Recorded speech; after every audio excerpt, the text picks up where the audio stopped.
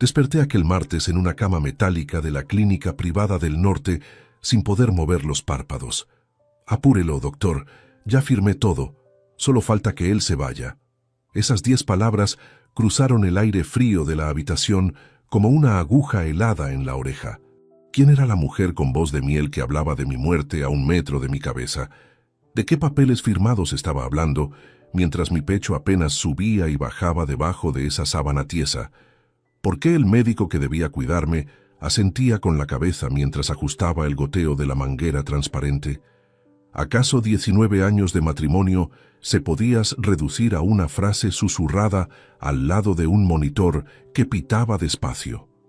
Aquella oración simple y mecánica destruyó en 3 segundos todo lo que yo creía saber sobre mi propia existencia. Lo que hice durante las 3 semanas siguientes lo mantuve bajo un silencio absoluto, y esa es la única razón por la que hoy puedo estar sentado aquí contándoles esto. Pero para que entiendan lo que pasó ese día, primero necesitan saber quién era yo. Me llamo Anselmo, tengo 48 años y soy maestro tornero mecánico, y hasta esa tarde pensaba que mi vida era, si no perfecta, al menos estable. Llevo 30 años metido entre virutas de acero, olor a aceite quemado y el rugido constante de las poleas de mi propio taller. Cuando conocí a Bárbara Cifuentes hace 21 años en la fiesta patronal del Barrio Viejo, ella tenía una sonrisa radiante que hacía olvidar cualquier cansancio. Me acuerdo del olor a perfume de jazmín que llevaba en el cuello y de cómo se acercó a mi mesa para servirme una copa de agua fresca porque me vio las manos manchadas de grasa de motor. Era tan atenta, tan dulce en cada palabra, que para un hombre criado entre fierros feroces, aquello parecía una bendición del cielo. Nos casamos 2 años después, cuando junté el dinero suficiente para dar la entrada de nuestra casa. Durante casi 2 décadas, levanté mi taller pieza por pieza, trabajando 14 horas diarias sin tomarme un solo día de descanso. Ese negocio y esa casa no eran 4 paredes con ladrillos o herramientas caras para hacer billetes en el banco. Eran la memoria viva de mi esfuerzo y el refugio que le prometí a mi familia. En la pared principal del taller, junto al banco de trabajo de madera de roble, guardo hasta hoy un micrómetro de precisión de latón pulido que perteneció a mi padre. Antes de morir, mi viejo me puso ese instrumento pesado en la palma de la mano y me dijo una sola frase que se me quedó clavada en los huesos. Anselmo, el metal no miente jamás. Si cuidas la medida justa, la estructura nunca se va a caer. Yo le prometí que mantendría el taller limpio y honrado para entregárselo algún día al muchacho que tomara mi lugar como aprendiz. Sin embargo, a veces uno se vuelve ciego a fuerza de mirar siempre para el mismo lado. Qué ingenuo fui. Hubo señales claras en el camino que preferí no mirar para no buscarme problemas en la cabeza. La primera señal ocurrió hace unos 8 meses, cuando Bárbara empezó a insistirme en que el taller producía muy poco para lo mucho que yo trabajaba. Solía mirarme las botas sucias de aceite con un gesto de desdén helado y murmuraba que los hombres de verdad progresaban en las oficinas del centro, no cambiando rodamientos gastados. La señal número 2 fue ver a su hermano Esteban, mi propio cuñado y contador de la oficina, susurrando con ella en la cocina de la casa cada vez que yo salía a lavar los trapos de trabajo. En aquel momento pensé que era simple cansancio mío, desvelos acumulados o la rutina aplastante de los años. Pensé que el estrés de las cuentas nos estaba comiendo la paciencia a todos por igual. 3 días antes de terminar tirado en esa cama de hospital, Bárbara llegó al taller a las 5 de la tarde con una carpeta de cuero negro bajo el brazo. Me trajo un café caliente en mi taza favorita de peltre, me dio un beso en la mejilla y me puso unos papeles impresos sobre la mesa de trabajo donde había serrín de hierro.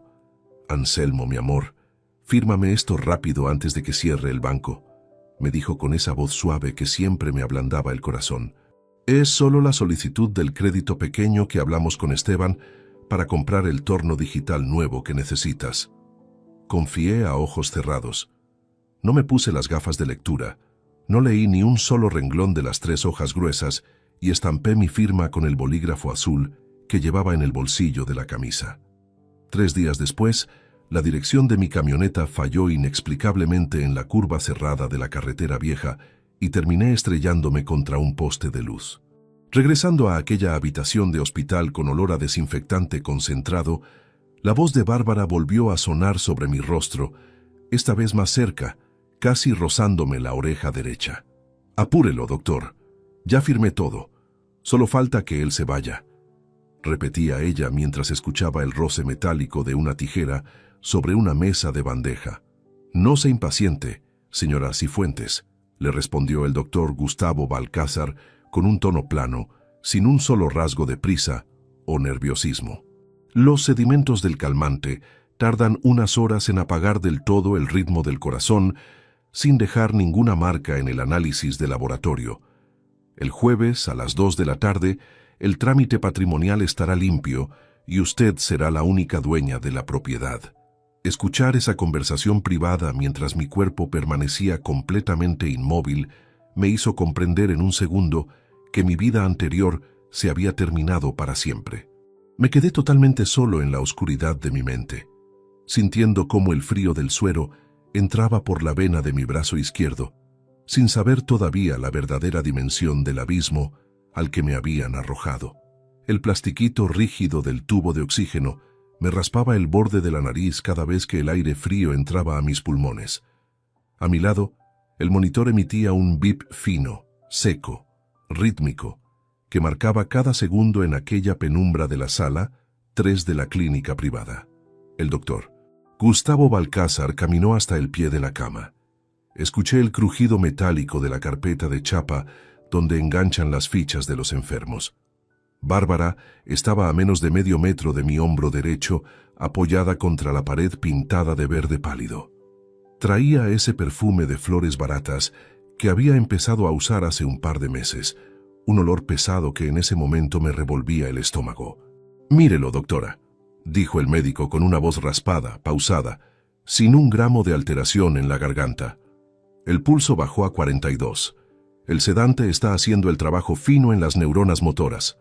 Para la familia y para la inspección del ministerio, esto es un fallo respiratorio progresivo derivado del golpe en la cabeza. «¿Y no hay forma de que reaccione?», preguntó Bárbara. «Ninguna. El cerebro no responde. Es solo un cuerpo». El cuerpo. Esas dos palabras retumbaron en la habitación como si alguien hubiera tirado una barra de hierro sobre el mosaico. El cuerpo. Así me llamaba la mujer que había dormido en mi misma cama durante 19 años. Para ella ya no era Anselmo, el hombre que volvía a casa a las 8 de la noche, con la espalda molida y las manos manchadas de lubricante negro para que no faltara un plato de comida en la mesa. Ya no era el marido que le arreglaba los muebles o el que firmaba las boletas de la luz. Yo era un bulto de carne caliente que molestaba en una cama de hospital. Guarden ese detalle en la memoria, escúchenme bien, porque esa palabra fue la que me secó la última lágrima que me quedaba por dentro. El contador Cifuentes ya dejó todo preparado en la escribanía del centro, dijo Bárbara, y escuché el chasquido seco del broche de su cartera de cuero al abrirse. Él se encargó de cambiar las hojas de la solicitud del banco por la procuración amplia. Esteban fue muy hábil. Le dijo a Anselmo que eran 3 firmas para el torno digital y el tonto estampó el gancho sin mirar. El doctor Balcázar soltó una risita breve, ahogada, como la de un perro viejo que gruñe a la sombra. Su hermano sabe moverse cuando hay papel moneda de por medio. ¿A cuánto cerraron la operación de la propiedad? $450,000, respondió ella sin dudar un segundo, con una frialdad administrativa que me congeló la sangre en las venas. 280,000 por el terreno y la nave del taller mecánico, y 170,000 por la casa de la calle Vieja. El comprador del grupo inversor pone la mitad en efectivo el jueves a las 2 de la tarde en la notaría central. La otra mitad va directo a la cuenta de la sociedad anónima en el extranjero. Escuchar esa cifra redonda pronunciada por la boca de Bárbara me dejó en una oscuridad absoluta. $450,000. El trabajo de 30 años de mi vida, las herramientas que heredé de mi padre, las paredes que levanté ladrillo a ladrillo con mis propias manos, todo reducido a un número anotado en una libreta para repartir entre 3 buitres. Usted se lleva el 20% por el certificado de defunción limpia, tal como quedamos, doctor Balcázar, agregó Bárbara. Correcto, contestó el médico. El sonido de sus guantes de látex al estirarse y soltarse sonó como un latigazo cerca de mi oído. El jueves a las 2 de la tarde, el señor aquí presente estará registrado en la morgue municipal con un paro cardiorrespiratorio no traumático. A las 2:10 de la tarde, usted firma la transferencia final de los inmuebles sin que nadie pueda hacer un solo reclamo legal. Faltaban exactamente 48 horas para esa fecha límite. 48 horas para que el veneno transparente que caía gota a gota por esa manguera terminara de apagarme el pecho. Esa fue la señal número 3, la señal definitiva de que la trampa estaba cerrada sobre mi cuello desde hacía semanas. Pero lo que ninguno de los dos sabía en esa habitación era que el odio no te mata. El odio, cuando es puro y nace de una injusticia cobarde, te despierta cada nervio dormido. El doctor Balcázar se acercó a la cabecera. Sentí la presión de sus dedos duros en mi cuello, justo sobre la arteria carótida, buscando el pulso. Olía a tabaco rancio y a jabón antiséptico. Yo mantuve los párpados pegados con la poca fuerza que me quedaba, dejando la mandíbula suelta, aflojando los músculos de los hombros para que pensara que el calmante ya me había destruido el conocimiento. «Está profundo», murmuró el médico. «No siente nada. Mejor así», dijo Bárbara, y escuché el taconeo largo de sus zapatos de cuero alejándose hacia la puerta de madera. «No quiero complicaciones a última hora. Esteban está nervioso en la oficina porque teme que algún cliente viejo del taller empiece a hacer preguntas sobre las máquinas. Su hermano que se calme y se quede con la boca cerrada», sentenció Balcázar, cerrando la carpeta metálica con un golpe seco. «Ese muchacho no tiene agallas. Si alguien pregunta, usted simplemente dice que Anselmo vendió todo antes del accidente para pagar unas deudas viejas que tenía escondidas». Deudas viejas. Esa fue la segunda revelación que atravesó mi cabeza como una bala. No solo me estaban quitando el techo y el sustento de mi vejez, sino que también planeaban manchar mi nombre de hombre honrado ante los vecinos y los clientes que me conocieron durante 30 años. Pretendían que el barrio entero me recordara como un estafador o un ruin que había dejado a su esposa en la miseria antes de morir. «¿Y la enfermera del turno de la noche?», preguntó Bárbara, deteniéndose en el marco de la puerta. «Vi a esa mujer mirando la planilla del suero con cara rara antes de que usted entrara». «Rosalía no va a decir nada», respondió el doctor Balcázar con un tono despectivo, bajando el picaporte de bronce.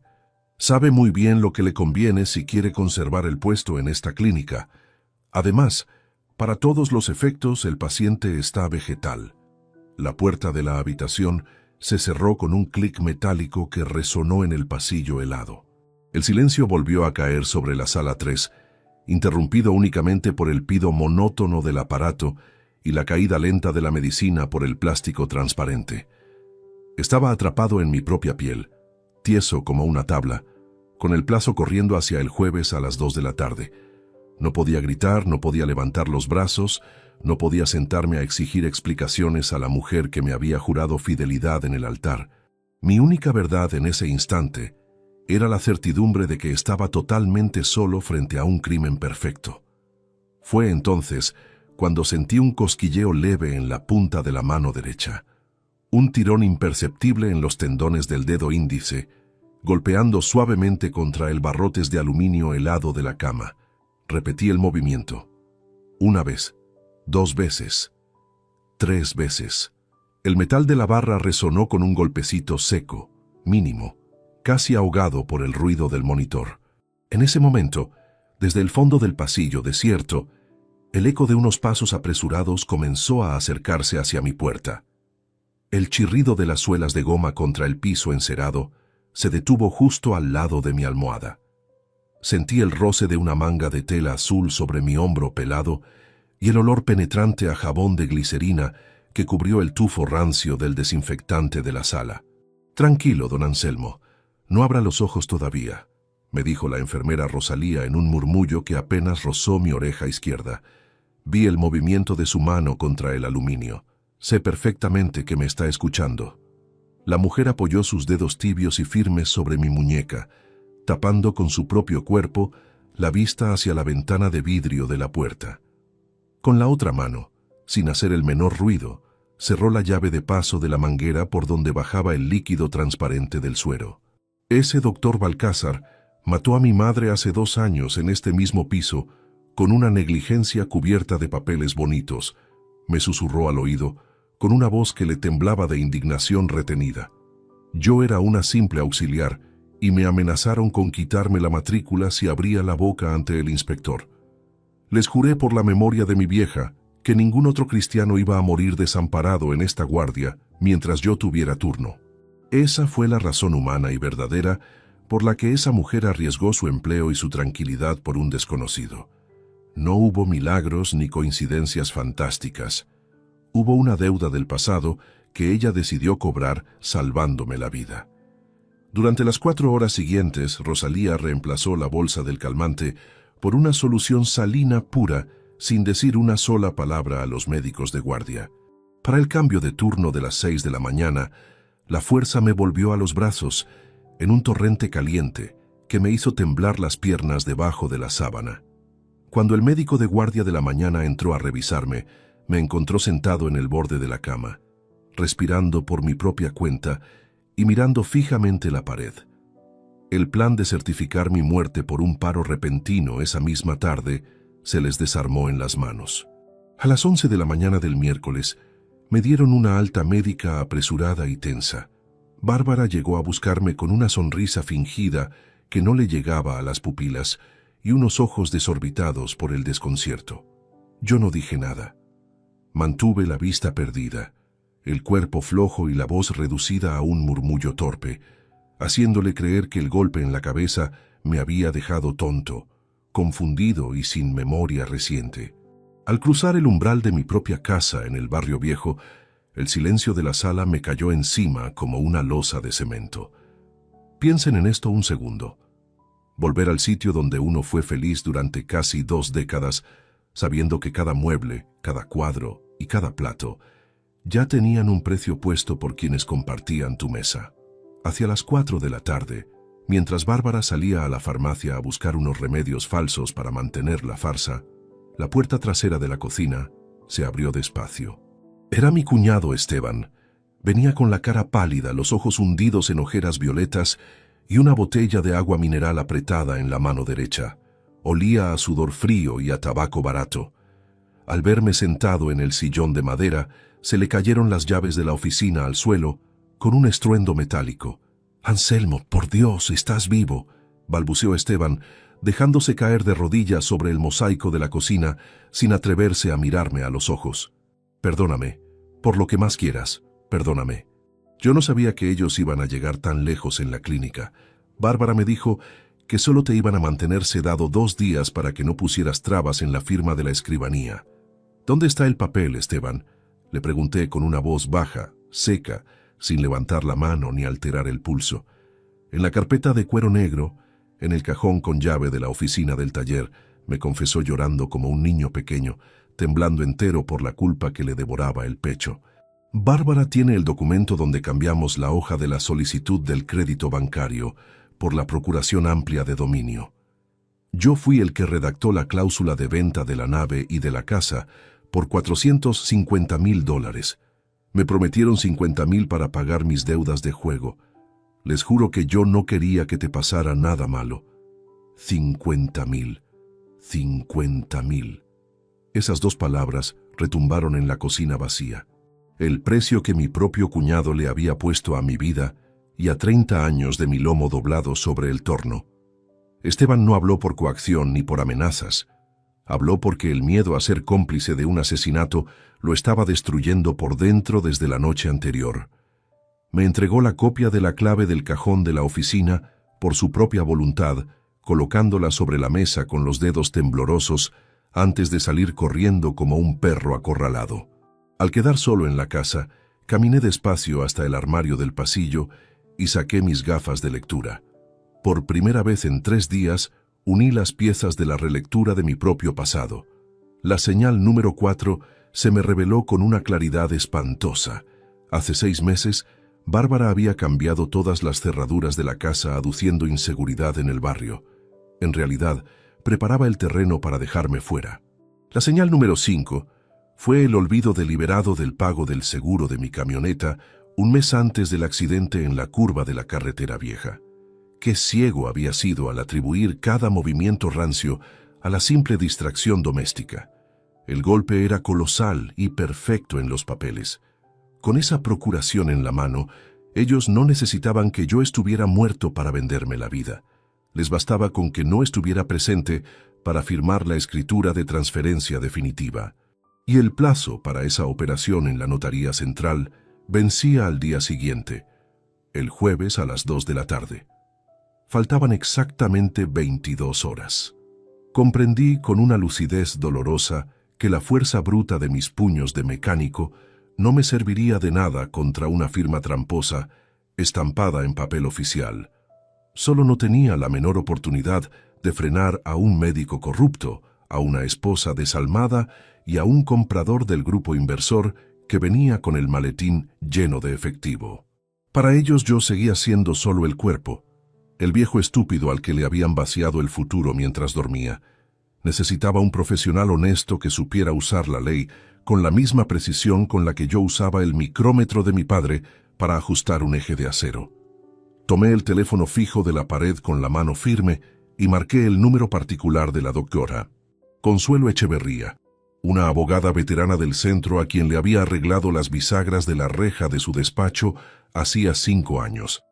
Cuando la mujer atendió al tercer repique, le dije únicamente 8 palabras. «Doctora, me están robando la vida con un papel. Venga ahora mismo a mi despacho por la puerta trasera», me respondió ella sin dudarlo. 5 minutos después, cuando me disponía a salir por el patio trasero para no ser visto por los vecinos, escuché el motor de un auto desconocido que se detuvo bruscamente frente al portón de mi casa.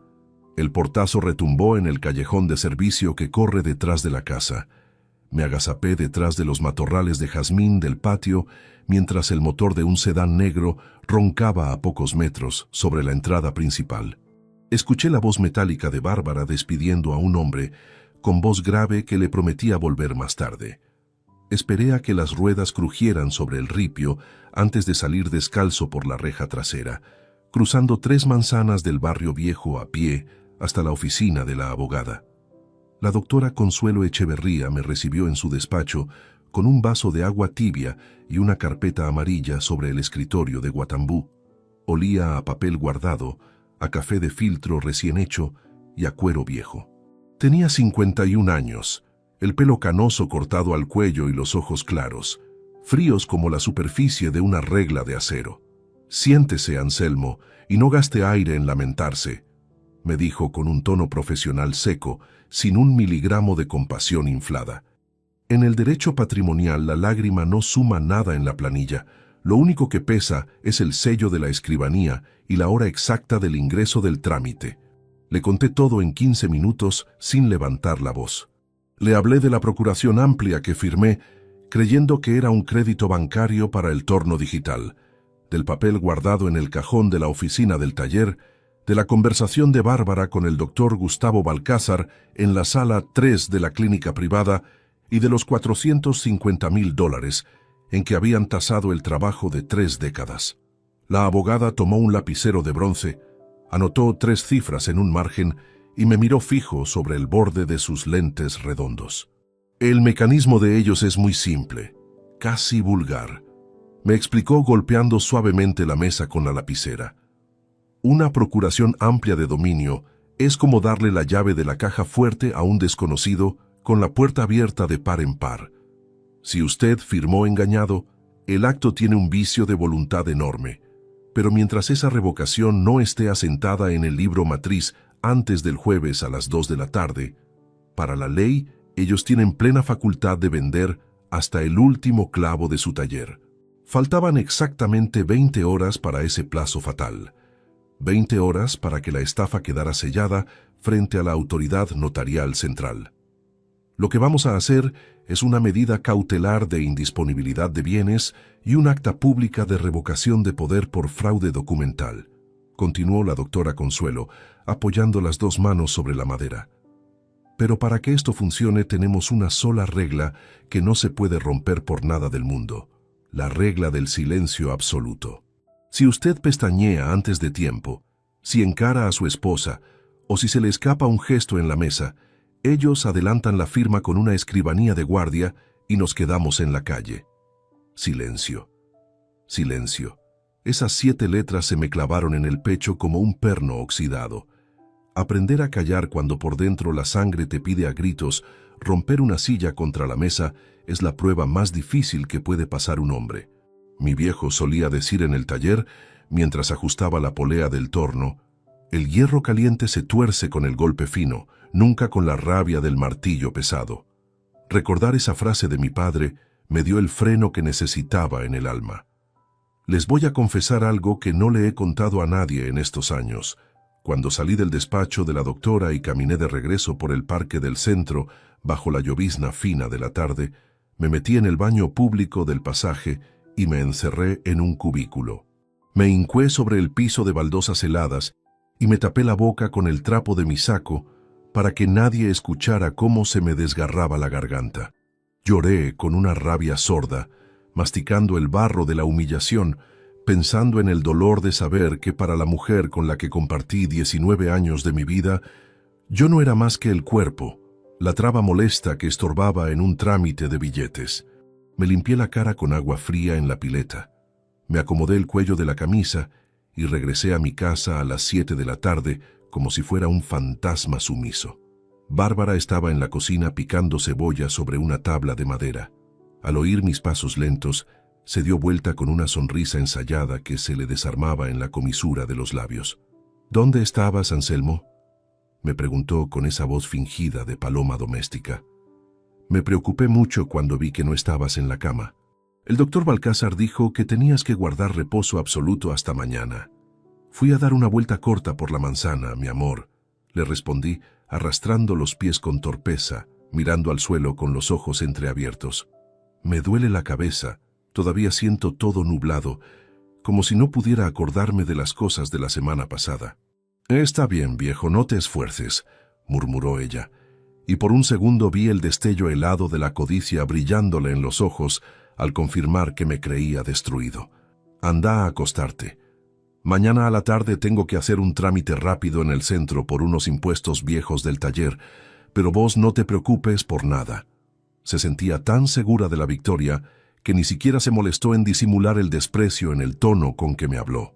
Me acosté en la cama matrimonial con la ropa puesta, mirando las manchas de humedad del techo de la habitación. Escuchaba el tic-tac seco del reloj de pared de la sala marcando la contienda contra el tiempo. Cada minuto que pasaba era un pedazo de aire que se me escapaba de los pulmones. Hacia la medianoche, cuando el silencio de la casa era total y Bárbara dormía a mi lado respirando despacio, el teléfono celular que ella había dejado sobre la mesa de noche empezó a vibrar sobre la madera. Un zumbido sordo, rítmico, constante. Estiré la mano en la penumbra sin hacer el menor ruido. En la pantalla iluminada, leí un mensaje de texto de un número sin agendar que decía exactamente: Balcázar ya consiguió el sellado de la clínica. El comprador llega a las 12 con los 450,000 en efectivo. Si el viejo sospecha algo, le metemos el calmante de nuevo.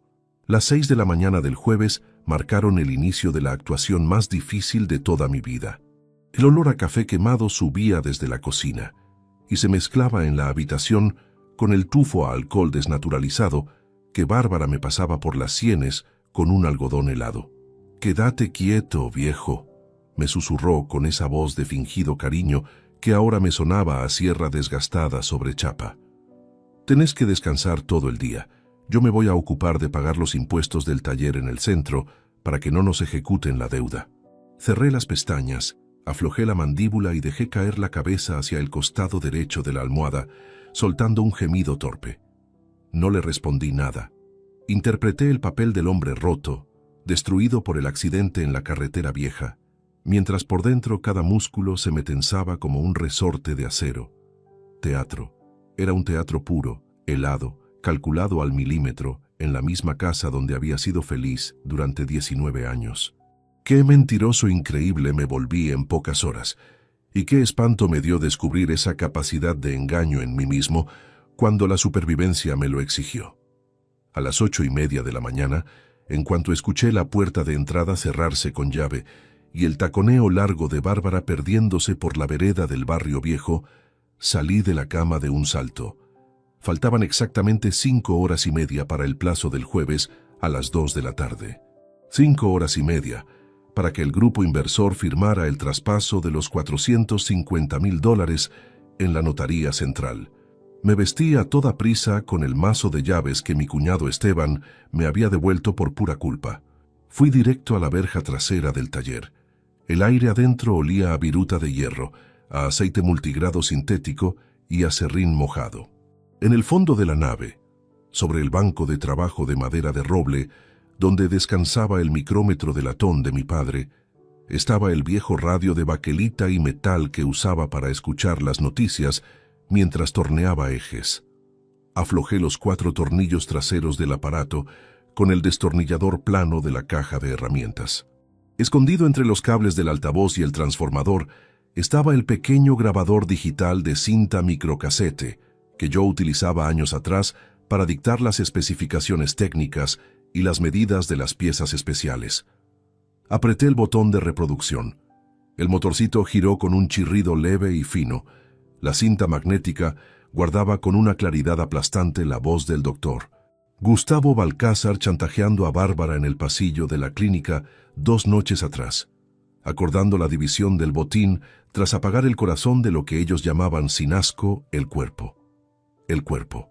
Esa grabación física no era un mero recuerdo. Era la prueba de fuego que desarmaría la mentira ante el tribunal. Rellenen bien este recuerdo en la memoria, guárdenlo bien, porque ese pequeño casete oxidado en una caja de baquelita cambiaría el rumbo de toda la historia en el momento de la verdad. Cargué el aparato en el bolsillo interno de mi saco de trabajo. Cuando me disponía a salir de la nave por la puerta del patio trasero, escuché el crujido metálico de la persiana metálica del frente al levantarse a medias. Alguien estaba entrando por la puerta principal del taller. Me oculté detrás del cuerpo macizo del torno industrial de 2 metros, conteniendo la respiración mientras el sudor frío me bajaba por la nuca.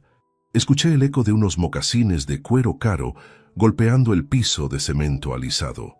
«Cifuentes, no tenemos todo el día», dijo una voz masculina desconocida, áspera, con un acento extranjero refinado.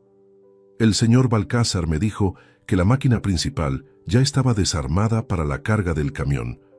Si los papeles de la escribanía no están limpios a la 1:30, el grupo inversor retira los $450,000 de la mesa.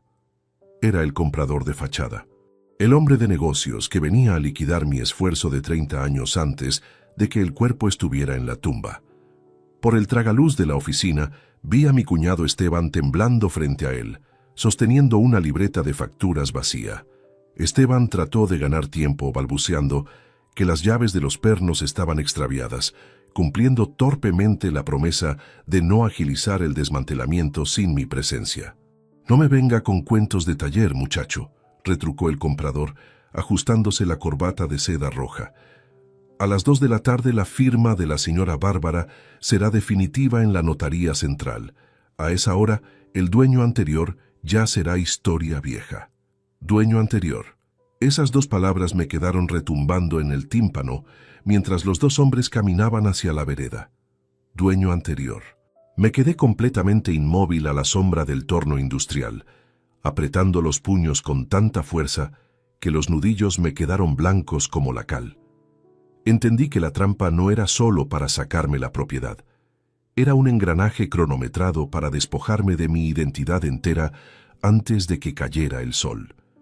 En cuanto los pasos se alejaron hacia la vereda, salí corriendo por el callejón de servicio. A las 10:30 de la mañana, entré por la puerta lateral del despacho de la doctora Consuelo Echeverría. Le entregué el pequeño microcasete sobre el escritorio amarillo.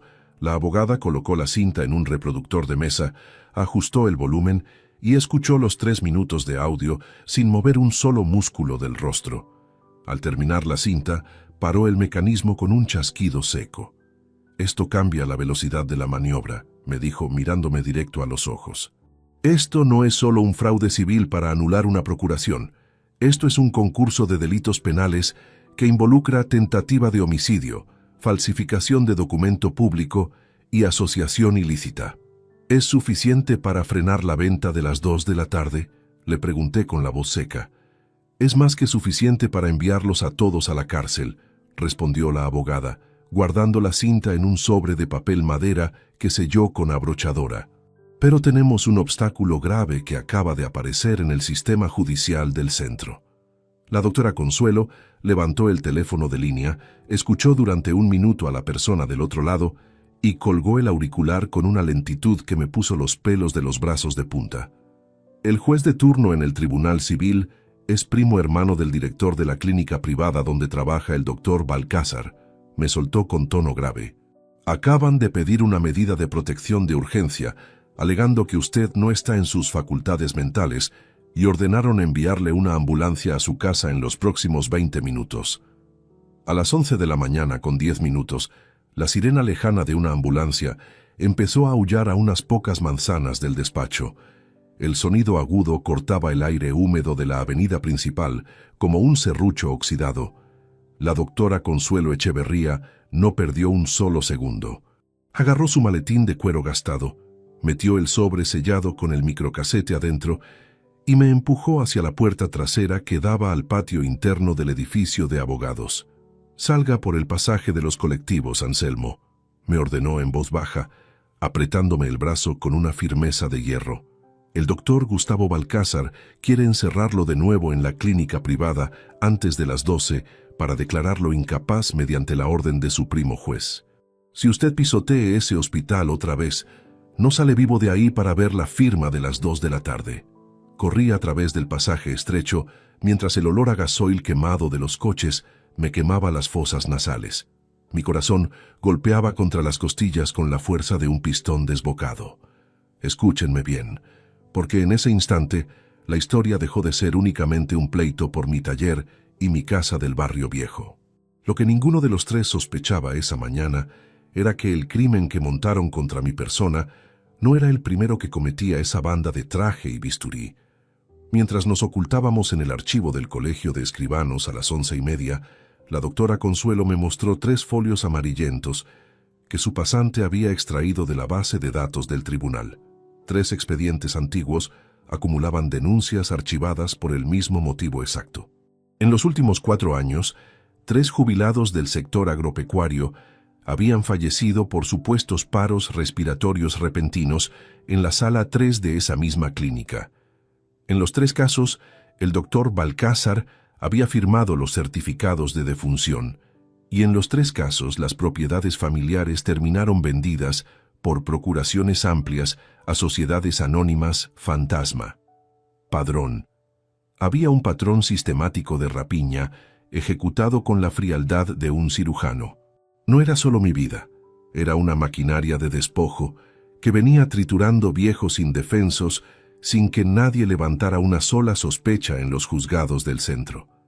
Esa revelación le quitó a mi lucha el sabor amargo de la venganza personal y la convirtió en un deber sagrado de justicia limpia. El patrón se termina hoy a las 2 de la tarde, me prometió la abogada, ajustando el sello de goma verde sobre la notificación de revocación que íbamos a presentar. Pero tenemos que movernos con una precisión absoluta, porque si el acta no entra al libro matriz antes que el pago del grupo inversor, el escribano no tiene la obligación legal de suspender la venta. El plazo corría sin piedad hacia las 2 de la tarde. Faltaban apenas 90 minutos. 90 minutos para que $450,000 cambiaran de mano y la firma de Bárbara convirtiera el engaño en una verdad irrevocable sobre el papel. A las 12:15, la complicación más seria de la jornada nos cayó encima como un balde de agua helada. Al llegar a la mesa de entradas de la notaría central, el oficial de guardia nos cerró la ventanilla de madera en la cara. «No hay atención al público hasta las 3 de la tarde, doctora», nos soltó el empleado con un tono de voz plano, aburrido, mientras masticaba un trozo de sándwich de miga. El escribano titular está en una reunión privada en el salón de la planta alta con la señora Bárbara Cifuentes y unos compradores del extranjero. Tengo una revocación de poder con denuncia penal por fraude y tentativa de homicidio para ingresar en el libro matriz ahora mismo, le replicó la doctora Consuelo, pegando el maletín contra el vidrio de la ventanilla. El libro matriz está arriba en la reunión, señora, contestó el empleado sin inmutarse, limpiándose los dedos grasientos con una servilleta de papel. Vuelvan a las 3. Reunión, reunión. Esa palabra helada flotó en el hall desierto del edificio notarial. Los culpados habían adelantado el trámite.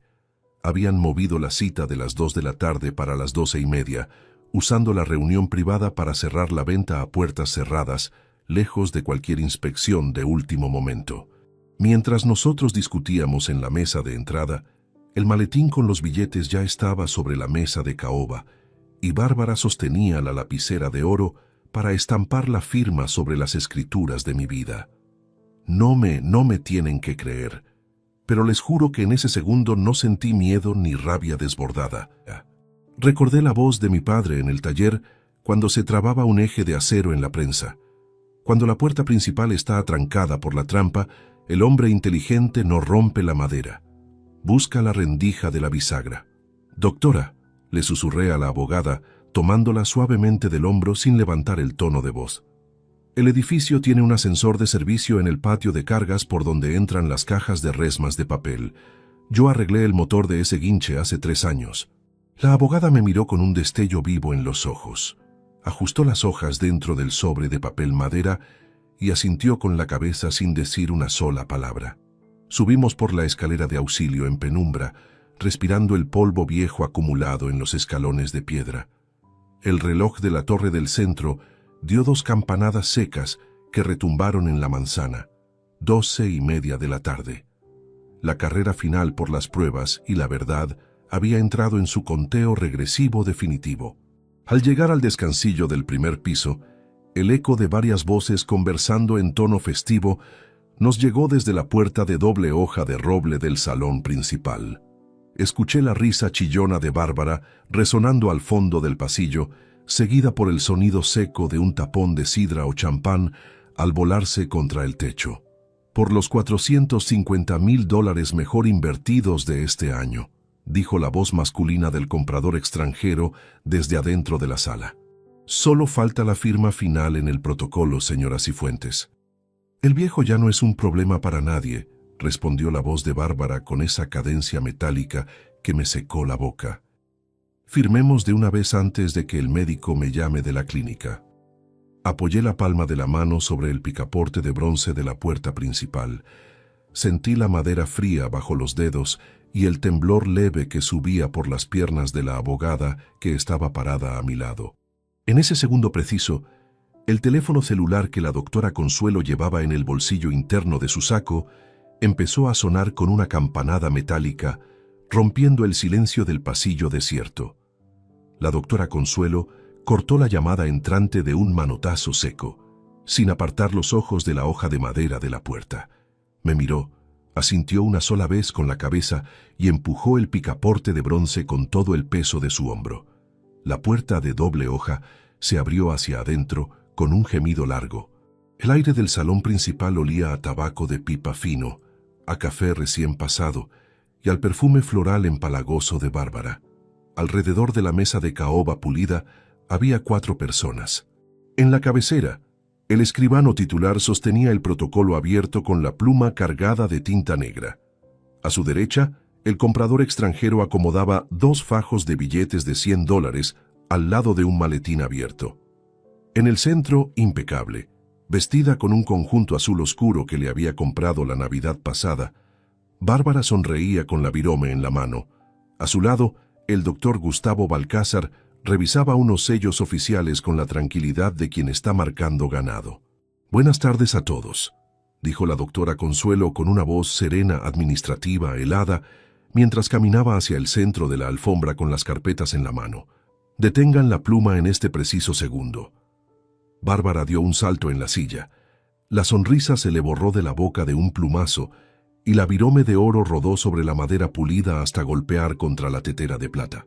¿Qué es esto?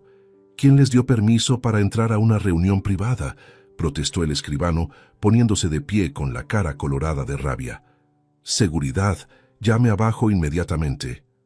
No llame a nadie, escribano, interrumpió la abogada, apoyando sobre el protocolo una hoja con sello rojo del juzgado.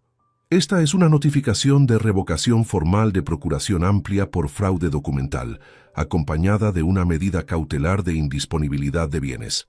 Si usted permite que esa mujer ponga una sola firma sobre ese libro matriz, se convierte en cómplice directo de una estafa por $450,000. El silencio que cayó sobre la sala fue absoluto. Solo se escuchaba el zumbido leve del ventilador de techo girando despacio. Bárbara se puso de pie lentamente. Su rostro pasó en 3 segundos por la primera transformación de la tarde, de la dosura fingida a un gesto de humillación ensayada. Me miró a los ojos con las pestañas temblando, llevándose las 2 manos al pecho como si fuera una víctima desprotegida. Anselmo, mi amor, ¿qué es esto?, balbuceó con la voz quebrada, buscando la mirada del comprador. Ustedes no entienden. Mi marido tuvo un accidente terrible en la carretera vieja. No sabe lo que dice, está confundido por los remedios de la clínica. El médico lo sabe. El paciente no está en sus facultades mentales, intervino el doctor. Gustavo Balcázar, levantándose de la silla con aplomo profesional, alisándose la solapa del saco sin que le temblara un solo dedo. Tengo la orden judicial de internación en mi maletín. Este hombre debe ser trasladado ahora mismo a la sala 3. Muestren la prueba número 1, ordenó la doctora Consuelo sin responderle al médico. Saqué del sobre de papel madera el testimonio firmado por mi cuñado Esteban en la escribanía de guardia 2 horas atrás, donde confesaba haber adulterado las hojas del crédito bancario por la procuración amplia. Lo apoyé en la mesa junto al maletín de los $. El doctor Balcázar miró el papel, tragó saliva con dificultad y dio medio paso hacia atrás, buscando la puerta de salida. Falta la prueba número 2, dijo la abogada. Colocó sobre la caoba el pequeño reproductor de microcasetes y apretó el botón de reproducción con el índice. La voz del doctor Balcázar resonó en las paredes del salón con una nitidez espantosa, detallando el porcentaje de su comisión por apagar el corazón de la víctima y la venta de la nave del taller. Al escucharse a sí mismo en la cinta, la máscara del médico se desintegró por completo. El hombre de bata blanca se volvió pálido como la cera, apretó los dientes y se encaró furioso contra Bárbara. «Usted me juró que este infeliz no escuchaba nada en la cama», le gritó Balcázar fuera de sí, señalándola con el dedo tembloroso. «Usted me dijo que el idiota estaba vegetal. A mí no me van a meter en la cárcel por sus ambiciones de mierda». «Cállese, cobarde», le respondió Bárbara, sufriendo el tercer y último cambio de la jornada. Su voz perdió todo rasgo femenino o dulce. Brotó de su garganta una voz metálica, chirriante, cargada de una rabia podrida que me congeló el pecho. «Usted cobró su parte por adelantado, doctor de pacotilla. No se haga el santo ahora delante de los papeles». Ya saben lo que pasó después. La mujer refinada con la que compartí 19 años de mi existencia terminó a los gritos en medio de un salón notarial, acusando a su propio cómplice, mientras el comprador extranjero guardaba a toda prisa los fajos de billetes en su bolso para escapar del escándalo. Yo no levanté la mano, no grité, no insulté a nadie. Me quedé parado frente a la mesa, con los puños metidos en los bolsillos de mi saco de trabajo, respirando despacio. «Se acabó, Bárbara», le dije con una voz baja, tranquila, limpia de todo rencor desbordado. «Se les venció el plazo de las 2 de la tarde. El taller no se vende, la casa no se toca, y yo ya no soy solo el cuerpo. El cuerpo». Esas 2 palabras cayeron sobre la mesa con el peso de una barra de hierro. Al escucharlas de mi boca, Bárbara se quedó petrificada, entendiendo en un segundo que yo había estado despierto cada minuto de su traición en la clínica. A las 2 de la tarde en punto, 2 oficiales de la policía judicial entraron al salón con la orden de detención firmada por el fiscal de turno. Se llevaron al doctor Gustavo Balcázar y a Bárbara esposados por la puerta principal del edificio notarial, bajo la mirada atónita de los empleados y los vecinos del centro. Cuando salí a la vereda de la calle central junto a la doctora Consuelo, el aire de la tarde me pareció más limpio que nunca. Pero al dar los primeros 3 pasos hacia la esquina, sentí que las piernas me temblaban como 2 varillas delgadas de alambre bajo el peso de mi propio cuerpo. Nos detuvimos en la esquina a respirar. La abogada me miró con una sonrisa leve, guardando los sellos en su maletín de cuero. «Ganamos la batalla de los papeles, Anselmo», me dijo con alivio. «La propiedad está a salvo y la revocación ya es ley». «Gracias, doctora», le respondí, secándome el sudor de la frente con un pañuelo de género. Fue en ese momento exacto, cuando vi a mi cuñado Esteban parado al otro lado de la calle, al lado de un poste de luz, esperándome con los ojos hinchados de llorar y una carpeta de plástico en la mano. Me hizo una señal desesperada con el brazo para que me acercara. Caminé hacia él lentamente. Lo que ninguno de los dos sabíamos en esa vereda era que la historia todavía guardaba un último cabo suelto por resolver antes de poder cerrar la puerta del pasado para siempre. El motor de una camioneta vieja tosía al ralentí junto al cordón de la vereda cuando crucé la calle hacia mi cuñado Esteban. El olor a nafta quemada y a caucho tibio inundaba la esquina del tribunal. «Anselmo, por favor, no me mandes a la cárcel con ellos», me suplicó Esteban apenas estuve a 1 metro de distancia, mostrándome las llaves de su coche viejo con la mano temblando. «Sé que fui un miserable. Sé que les abrí la puerta para que me prometieran esos $50,000, pero les entregué el papel a tiempo. Les juré que no quería que te hicieran daño». Lo miré durante 10 segundos largos en silencio. Vi a un hombre cobarde, atrapado por sus propias deudas de juego, pero destruido por dentro por la culpa que le devoraba la conciencia desde la noche de la clínica. «No te voy a denunciar, Esteban», le dije con una voz serena, firme, sin un gramo de veneno en los labios. «No me voy a ensuciar las manos hundiéndote en un calabozo, pero te vas a ir hoy mismo de mi taller, del barrio viejo y de mi vida. Me vas a firmar la devolución inmediata de cada cota administrativa que tenías en la oficina. Te vas a llevar tu coche y no vas a volver a pisar esta ciudad nunca más. Nunca más». Esa decisión justa y humana sorprendió a la propia abogada, que me miraba desde la vereda de enfrente. Pude haberlo destruido financieramente. Pude haberlo enviado tras las rejas junto a su hermana. Pero un hombre honrado no se alimenta del castigo ajeno cuando ya recuperó su dignidad. Esteban me firmó la cesión de derechos esa misma tarde, entre lágrimas, y partió hacia el sur en su viejo auto para rehacer su vida trabajando honestamente en el campo. La justicia de los papeles siguió su curso inflexible para los verdaderos arquitectos de la estafa. Bárbara Cifuentes fue procesada por intento de homicidio en concurso real, con falsificación de documento público y fraude en grado de tentativa, recibiendo una condena de 14 años de prisión efectiva en el penal de mujeres.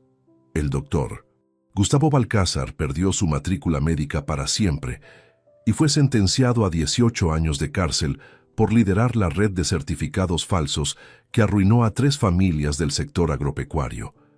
Para la enfermera Rosalía, la mujer humilde que arriesgó su trabajo al cerrar la llave del suero en la sala 3, preparé un gesto que nació directo de mi corazón de mecánico. Cuando la clínica privada tuvo que pagar una indemnización por los daños causados en el caso, rehusé quedarme con un solo dólar de esa suma. Exigí formalmente ante el tribunal que esos fondos fueran destinados de manera íntegra a crear un fondo de becas de estudio de enfermería que lleva el nombre de la madre de Rosalía. Su hija mayor fue la primera en ingresar a la facultad con esa ayuda pagada, garantizando que el sacrificio de esa noche diera un fruto noble para el futuro. 3 semanas después del clímax en la notaría central, volví a abrir las persianas metálicas de mi taller en el barrio viejo a las 7 de la mañana. El sol iluminaba las virutas de hierro acumuladas sobre el cemento alisado. Olía a aceite limpio, a solvente dulce y a café recién colado en mi taza de peltre. Caminé hasta el banco de trabajo de madera de roble, abrí la caja de terciopelo gastado y tomé entre mis dedos el micrómetro de precisión de latón pulido que perteneció a mi padre. Sentí el peso frío y noble del metal contra la palma de mi mano derecha. La estructura jamás se había caído porque supimos mantener la medida justa en el momento más oscuro. Aquella misma tarde, tomé como aprendiz al muchacho del barrio, a quien le había prometido enseñar el oficio, pasándole el instrumento de mi viejo con la misma lección de honestidad que me salvó la vida. Hoy descanso tranquilo en la misma casa de la calle Vieja, sabiendo que mi trabajo de 30 años sigue intacto y que ningún papel fraudulento pudo borrar el nombre de un hombre de bien. Desperté aquel martes en una cama metálica de la clínica privada del norte sin poder mover los párpados, y menos mal que desperté a tiempo para contarlo. Les agradezco de todo corazón que me hayan acompañado hasta el último minuto de esta confesión tan dolorosa, pero necesaria. Escuchar la historia entera de un hombre común hasta el final exige paciencia y sensibilidad, y para mí significa muchísimo saber que estuvieron ahí, del otro lado de la mesa, prestándome su atención durante todo este camino. Me gustaría preguntarles directamente, ¿qué habrían hecho ustedes en mi lugar al escuchar semejante traición en la penumbra de una sala de hospital? ¿Habrían mantenido la calma y el silencio como lo hice yo junto a la abogada, o la desesperación les habría hecho gritar antes de tiempo? Los leo con mucho respeto en los comentarios. Les pido también que me dejen escrito en los comentarios desde qué ciudad y desde qué país me están escuchando hoy. Me da una alegría inmensa imaginarme las distintas casas, talleres y cocinas de tantos rincones del mundo donde esta historia real ha podido resonar esta tarde. Si este testimonio les llegó al alma y valoran la lucha por la verdad y la dignidad, los invito a suscribirse al canal y a dejar su me gusta en este video. Al hacerlo, no solo nos ayudan a compartir más historias reales y profundas cada semana, sino que permiten que este mensaje de alerta llegue a otras personas que tal vez estén pasando por una trampa silenciosa en sus propias familias. Les deseo a cada uno de ustedes mucha salud, paz en el hogar y que nunca tengan que pasar por una prueba tan dura como la que hoy les pude contar. Cuídense mucho y que tengan un bendecido camino.